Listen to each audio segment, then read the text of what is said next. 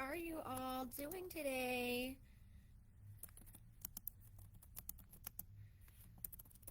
Real quick, just putting in a comment because I see I did not edit my comment today.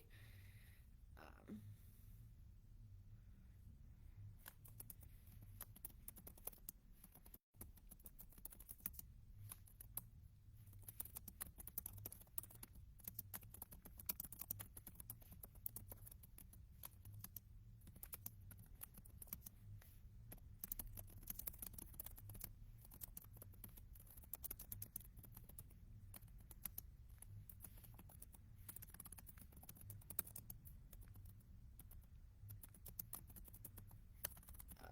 Saturday.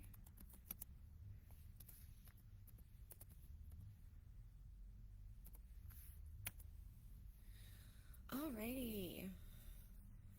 So, um, happy Friday. Hope you guys are all having a great week. It has been definitely one of those rainy, wild Chicago June weeks. A little bit of hot, a little bit of humidity, a little bit of coolness. So, of course, the birds have been active at our feeders, which has been fun. A lot of you are telling me about hummingbird action and oriole action and just a lot of bird action happening at your feeders. Some of you have been lucky enough to get indigo buntings at your feeders. So excited for all of you that are really enjoying your birds this time of year. This is a great time to feed the birds. And, you know, it's funny because a lot of people will tell me or are mistakenly under the impression that somehow birds don't need feeders during the spring and summer, which is so far from the truth, guys. There is actually a lot of studies done that actually prove that feeders do help birds. It's not that they can't find food on their own. It's just natural food is harder and harder to come by. But if birds do have access to reliable feeders, they do better. They are healthier as adult birds, and their young are more likely to survive and make it till fledgling in adulthood, and their young are healthier. So they're not taking summer breaks. There's no summer vacations for birds. They are busier than ever, and the action still continues. So it's a lot of fun. Nesting season is coming close to an end. It ends this month. Well, actually, it ends in July, except for two types of birds. Those two birds that will still be nesting after July will be your goldfinches and your late bluebirds, if you have gotten any bluebirds. Everyone else will finish nesting in the month of June or in July. So be sure that you are pushing out that the end of nesting season. Good foods like nesting super blend, mealworms, bark butter products.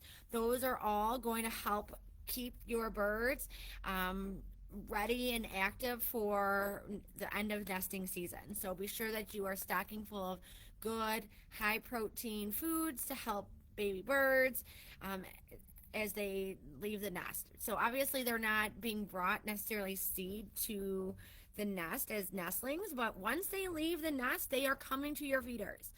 The adults are bringing those babies. I'm sure you've seen some of this action happening at your own feeders.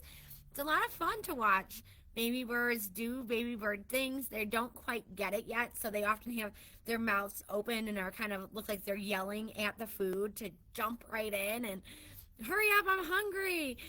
So it's really, really fun time to watch the birds this time of year and soaking up all those baby action, watching parents do their thing. We've been watching some woodpeckers over here at the store. Woodpecker dads are just awesome, and they are so good at feeding and taking care of young that have recently left the nest. So that has been super fun for us here at the store. And I'm sure you too have been noticing some of these really cool behaviors from birds. Let us know in the comments what you're seeing. What kind of activity are you seeing? Who are you seeing the most of? Are you seeing any babies? Let us know. We'd love to hear from you. But that is really what we are talking about tonight. We're talking all about the end of nesting season. And also, because next week is supposed to be very hot, I wanted to talk a little bit about water and ways that birds are attracted to water and why birds need water. So we're going to talk about that at the very end, but quickly I want to show off two new things that have come in. Um, some of these products are things that we have gotten in the past but are now returning to us. So we've gotten a lot of new chimes. Some are returning chimes, but nonetheless they are back in stock. So if you're looking at both our big chimes or the little sea glass chimes, we have a lot of chimes in the store, so come by and check those out.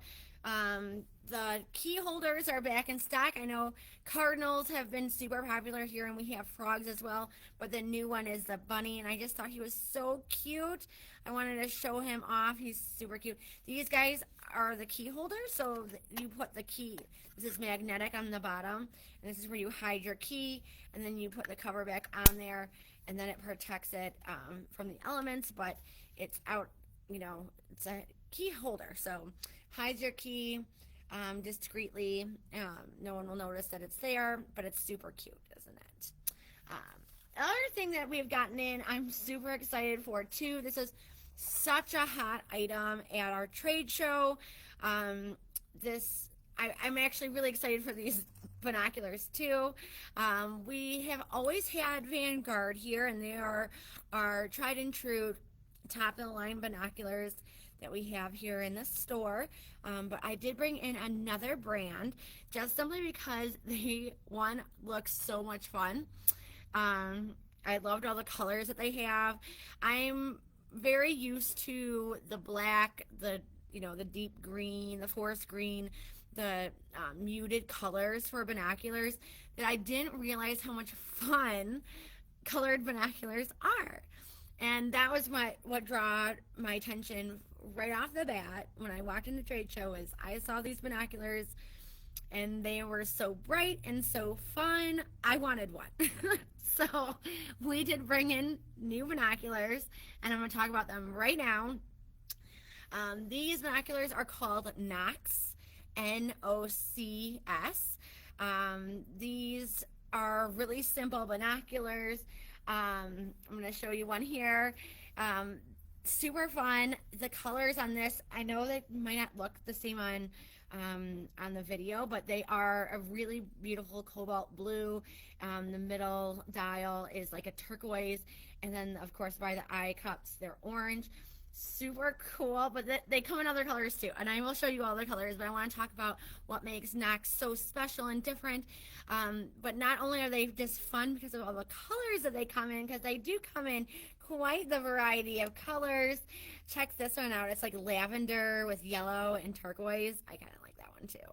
But the color did catch my attention quite a bit, because as a younger person that enjoys my birds, I'm not always a boring black and dark green gal. I love my colors, and that is really what drew me off right away. Was the colors of these binoculars were just so beautiful. We have more coming in that are even like an ombre color, so that's really exciting too. But these are nice, small, simple, always ready to use binoculars.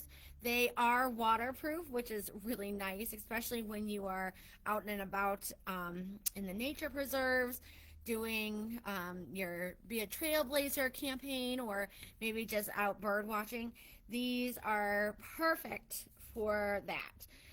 These ones come in 8x25, so it's a pretty standard issue binocular. Not super heavy, they're lightweight. They all come with a case and a little strap, so you know that they're ready to go whenever you need them to be, but they are small, compact, easy to hold in your hands. Super nice binoculars. But I loved that they come in all sorts of bright colors. This one is orange and like brown colors, and of course I told you one of my favorite lavenders. Top favorite colors here. but they do come in a variety of colors here, and I did like that they are waterproof, and they just felt really nice and light in my hands. um, don't always need a super huge big magnification binocular to go see your birds. A lot of times we're seeing our birds right in our backyard. I don't need to look far into the distance. I just need to look at my feeder pole to see what kind of bird I'm looking at, or get a better visual of the bird I'm looking at. And an 8 by 25 will totally do that, and more. So really, really like these binoculars. These are going to be great for young people in your life, or if you're just a fun, colorful person like me and just want to enjoy bird watching and have that bright color in matching your personality, right? So, but I know there are young people too that are getting into the hobby that aren't, totally full blown into the birds yet, but are kind of inching their way closer to it. And these would make great gifts for them. It is a very nice pair of binoculars, and they do come with a carrying case and all that. So here they are. Here you can come by and check them out here at the store and try them out yourself. We'd love to have you come in and check them out. We got a new display rack for them and everything. So. Excuse me. So, happening today also, well, tomorrow happening, we have a presentation in store that I'm presenting on the wonderful world of woodpeckers. This presentation happens at 11 o'clock. I believe we have only a few seats that are reserved.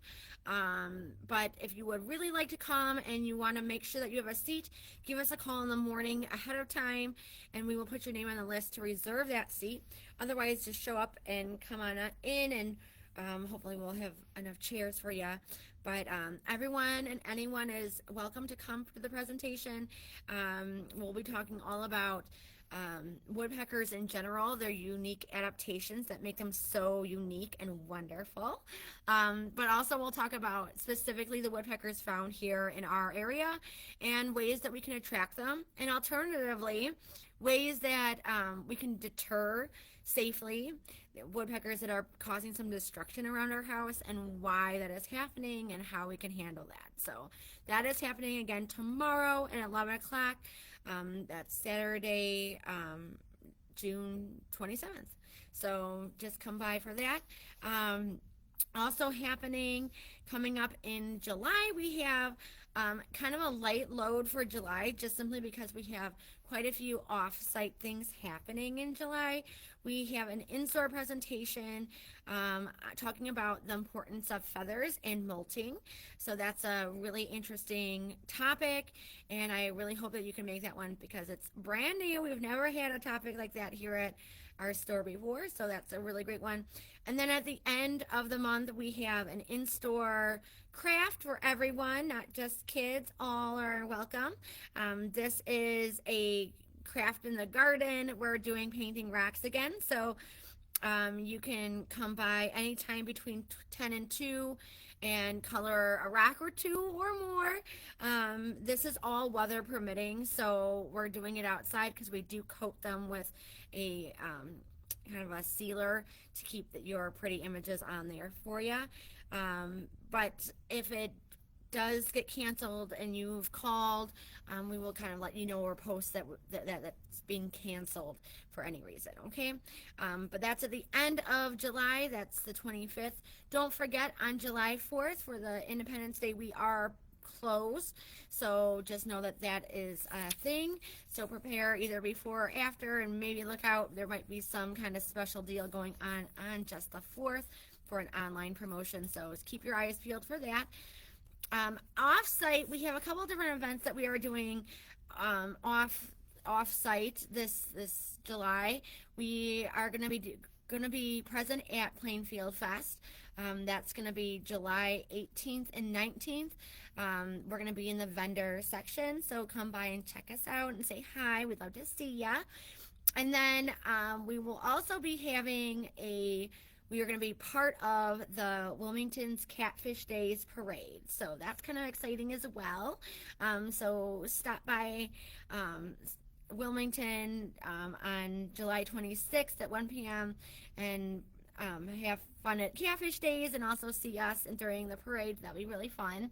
Something new and different, and trying to just get out in the community more and see different faces. I know we see so many of you guys, and I think it's so awesome that you come and see me when we are at Forest Preserve events. I really, really appreciate you even coming to say hello.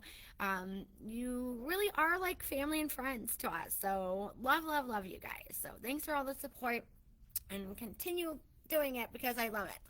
All right, let's talk about the big topic at hand, which is our weather that's coming up next week. Is supposed to be hot, hot, hot, and we know water is one easy way to cool birds down. And I want to talk about just about why water is so important during hot weather for birds. And the big reason for that is, water is important all the time for birds because obviously birds need to drink to hydrate, but they also need to be flight ready in all conditions. And water is one easy way for them to maintain feathers for flight condition. But when it gets really, really hot, we see a specific behavior that happens with birds to let us know that they are really hot. And much like a dog panting, birds are doing the same thing. They will, because they don't sweat, they do pant like dogs. So you might have seen that robin or other kind of bird sitting there with its mouth open, and it looks like it's, breathing kind of heavily and panting. It really is panting. They're removing that excess body heat through the respiratory system, just like dogs. So,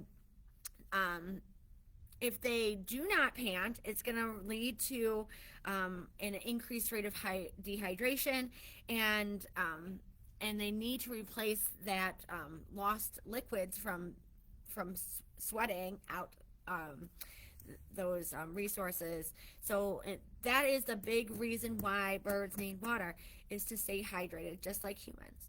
So if you ever had a really hot day and you've been sweating profusely, when you are sweating like that, you have to drink more water to replace the liquid that you have lost. Same with the birds. When they are panting, they are releasing that excess heat, and in doing so, they need to replace the hydration in their bodies, so they need water. So water, water, water is the big word this week coming up, and that's all about how to provide it and the best ways to attract birds to the water that you have. The important thing when providing water is that you want to have a water feature. So sometimes water features appear naturally in your yard, right? So we've had a lot of rain, and in my backyard right now, I'm kind of low in my neighborhood, and I had a legit river going through between the houses because all the rainwater from above behind me was coming down and washing down, and I was seeing this river flowing through my yard. And let me tell you that even after the rain stopped, the river was still there. And it's not really a big river, it's like a stream coming through the yards, but nonetheless, to, I'm sure, birds, it is a raging river. And I saw all sorts of robins and other sparrows enjoying this natural water source that was right in my own backyard. I'm sure you too have natural water sources. Maybe it's a pond or a stream, creek that's running through the back of your yard. Those are all natural water sources that maybe are found from birds all the time. Now, we can add different water sources, just like when we are adding different food sources, those supplemental sources like feeders, we are putting out there. Yes, there are natural food sources out there, but the supplemental ones are not only helping the birds survive by giving them a reliable food source in addition to food that they forage for, but like water, the same thing. They have natural resources too, but it always helps to provide an additional water source like your food sources.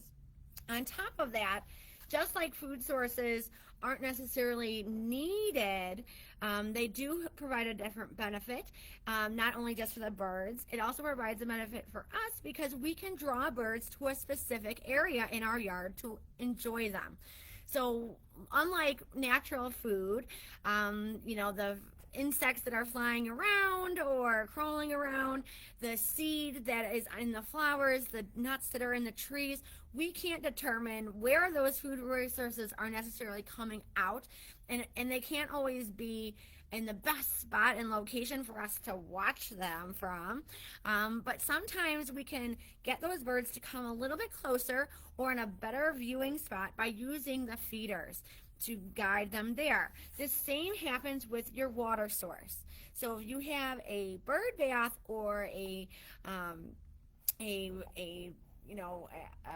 a water dish that you can use in your yard to mimic a natural resource that they are already using, it's going to do a couple things. It's going to provide those needed resources for the birds, and it's also going to help because it's going to help you because you're going to be able to see a lot of those bird behaviors closer or maybe in a better ideal location than it would be if it was a natural spot, right? That river that was coming down between my yards during all that rain, that's not normally there. Any other part of the time in the summer, besides spring and when we have a rainy season, that river is not there. It's just happening because we're getting an abundance of water, and that's how the drainage system works in my neighborhood. Now, I'm normally using quite a few different bird baths in my yard just because birds like a variety of height, right? Not all birds like to be up higher. Some birds like to be on the ground. So I have ground feeding bird baths. I have higher level bird baths. I have even hanging bird baths. So the variety is going to hit all different types of birds. So all birds are finding needs met just by placing different water elements at different heights. Okay, now the type of your bird bath doesn't matter as much as a couple other things. So this one I have right here, this water dish, is made out of plastic. This fits a variety of different stands that we have here. But we also have bird baths that are glass, ceramic, concrete, you name it, that's probably made out of it. All of them have their own pros and cons. I do like plastic ones because, if it does blow over or get knocked over from animal use, I know that it's not getting cracked or broken like some of the other porous glass, ceramic, even concrete ones that could potentially break. But concrete and ceramic and all those other more hard stone type of material bird baths do have benefits like longer lasting, right? Sometimes plastic ones over time can get a little bit worn or faded, or they just can, get worn after a while of use.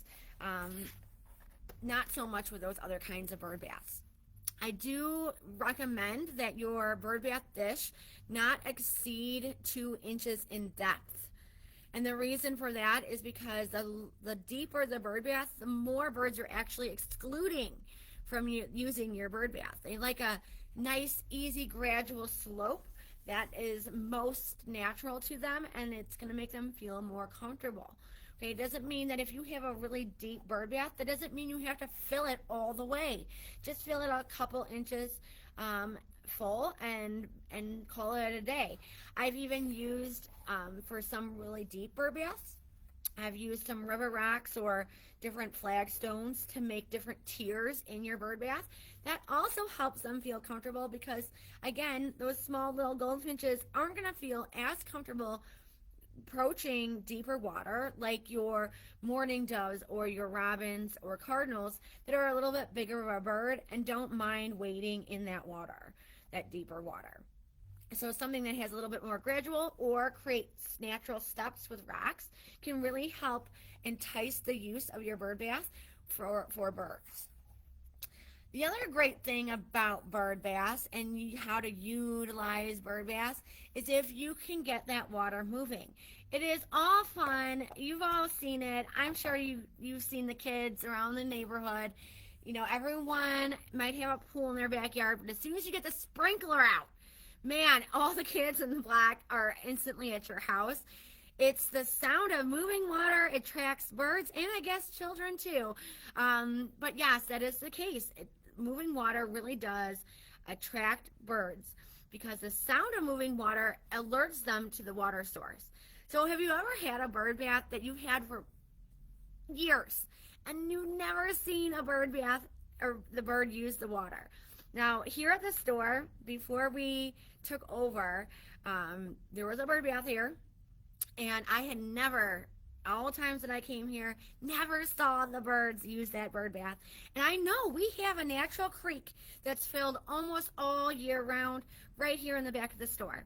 So I knew, because I could visibly see these birds using the natural water source. I was thinking, why don't they use the one that's right there? What is wrong? It is the right height for most of the birds. It's a gradual step. What is going on here? Well, we put a couple of different items in there that got that water moving, and let me tell you, the birds were using it. So we used a couple of things. We used a mister a couple of times. We used a dripper. We used the solar bird bath bubbler. All of those worked really well to get the birds' attention to the bird bath. And would you believe it? It worked. They all of a sudden realized, hey, that's water. And they came in. So the moral of the story is maybe all you need to get the birds' attention that this is for them is to get the water moving.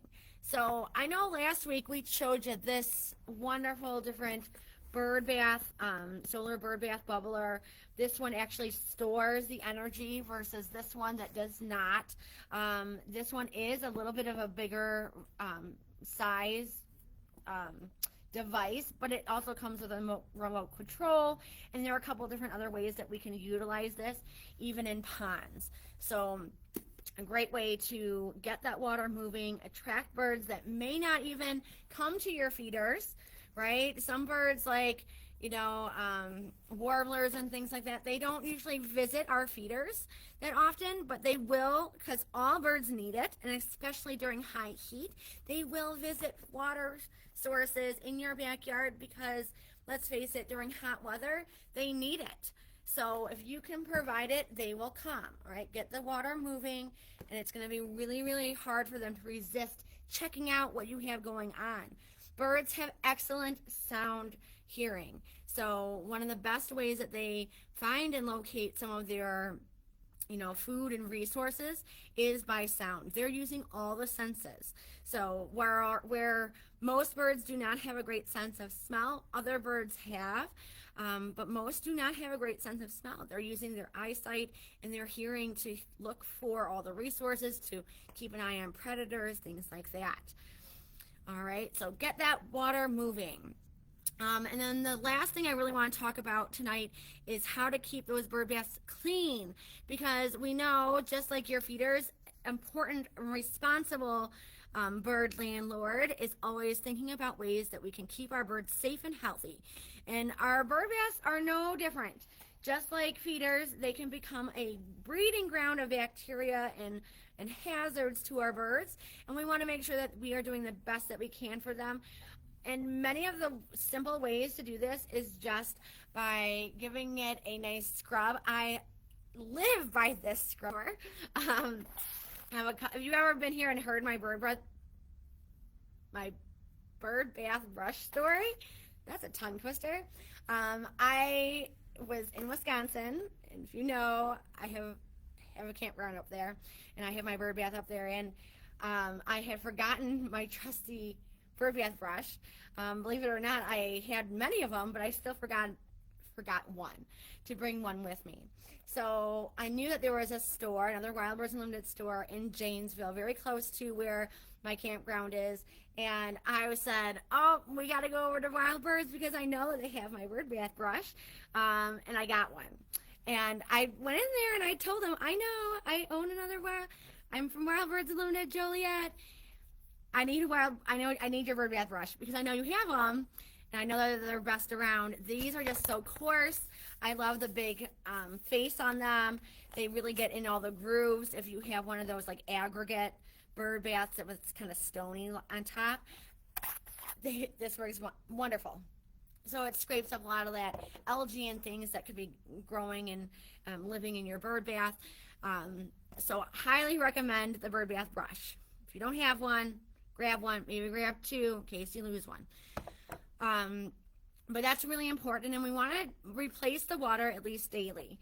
Especially when we get into hot temperatures, you might want to even go out there and refresh it midday, just so that you're offering some cool water for animals and birds to drink and utilize.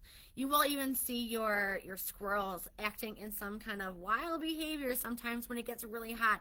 They sploot out, kind of laying on their stomachs and spreading out their arms and legs apart, trying to cool off. So it's a thing that a lot of birds and different animals do. They need to cool off, and you providing different water sources can make all the difference in survival for these animals. Okay. Keeping it clean is very simple. Obviously, some soft dish soap and mild dish soap and water is plenty enough to clean your bird bath. Yes, we're not just talking about spraying it off really hard with a hose and just scrubbing it and then filling it back up. We want to actually remove some of that bacteria as birds travel, which they do travel even at this time. We want to make sure that when they're stopping by for that drink or coming by to clean off, that they are actually cleaning in a healthy environment.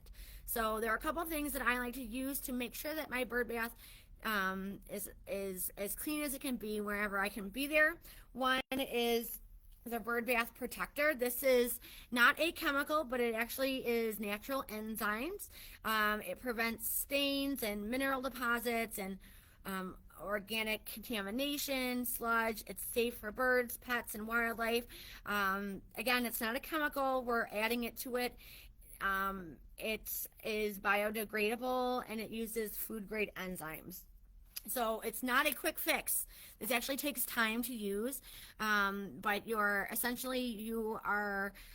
using it as a preventative over time. So if you have a really dirty bird bath, none of these methods that I'm about to show you are going to be the quick fix. You just have to simply go out there and clean your bird bath. All right. Sometimes it's easy, sometimes it's not, but that's why one of the reasons why the type of material that you're using for your bird bath makes a difference, right? Those beautiful concrete bird baths are wonderful, but we got to think about also how we're cleaning them, and if we can clean them, where we're going to clean them and all that. Not saying that it's not possible. I too have a beautiful big concrete bird bath in my yard, but you know, there are tricks to the trade on how to manage it and how to make it safe for everyone to use. The copper disc is also super popular. This works because copper is a natural remover of bacterial materials. So when you put the copper, once upon a time, people would put in pennies in their bird bath, and it would keep the water clear and no algae and things would grow in it. And that is because the copper in the pennies was doing something great to them. Now, we do know that some pennies made after 1882 were not, or 1982 were not all made out of copper. They were actually made with a lot of zinc in it, and zinc is actually not good for wildlife. So if you are still using pennies, it's worth the while to look out there at those pennies and see when they were actually made. If they are made after a certain time, you might want to consider just coming in and grabbing this like $12.99 super simple little copper disc.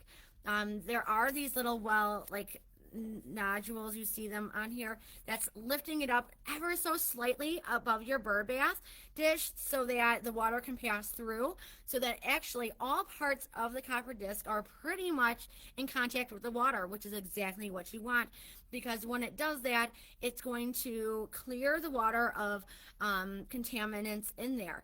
Now, this does not exclude the need to go out there and clean it once in a while and make sure that it's a safe environment, but it does help the preventative care of it building up with a lot of green sludge and stuff on there, so that when you do go out there, it's a light clean, right?